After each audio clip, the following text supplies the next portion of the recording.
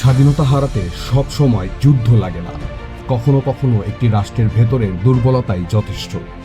1947 সালে ব্রিটিশ শাসনের অবসানের পর ভারতীয় উপমহাদেশে হায়দ্রাবাদ ছিল একটি গুরুত্বপূর্ণ দেশীয় রাজ্য।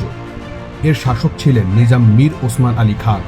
তিনি হায়দ্রাবাদকে স্বাধীন রাখার চেষ্টা করেছিলেন, কিন্তু রাজনৈতিক টানাপোড়েন, অভ্যন্তরীণ অস্থিরতা এবং ভারতের সঙ্গে বিরোধ ক্রমেই বাড়তে থাকে। এরপর আসে 13 সেপ্টেম্বর 1948। ভারত শুরু করে অপারেশন পোলো। মাত্র কয়েকদিনের সামরিক অভিযানের পর 18 সেপ্টেম্বর 1948 হায়দ্রাবাদ বাহিনী আত্মসমর্পণ করে। হায়দ্রাবাদ ভারতীয় ইউনিয়নের অংশ হয়ে যায়। কিন্তু এখানেই ইতিহাসের আসল শিক্ষা। একটি রাষ্ট্রের স্বাধীনতা শুধু মানচিত্রে সীমান্ত থাকার বিষয় নয়, এর সঙ্গে জড়িত রাজনৈতিক সিদ্ধান্ত, অর্থনীতি, সামরিক সক্ষমতা এবং ভূ রাজনীতি।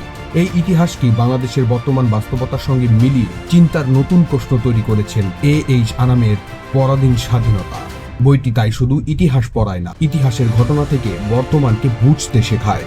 পরাধীন স্বাধীনতা, ইতিহাস জানুন, প্রশ্ন করুন, সচেতন হন। বই দুটি ঘরে বসে পেতে এখনই ভিজিট করুন www.boipion.com অথবা স্ক্রিনে দেওয়া নাম্বারে সরাসরি কল করুন।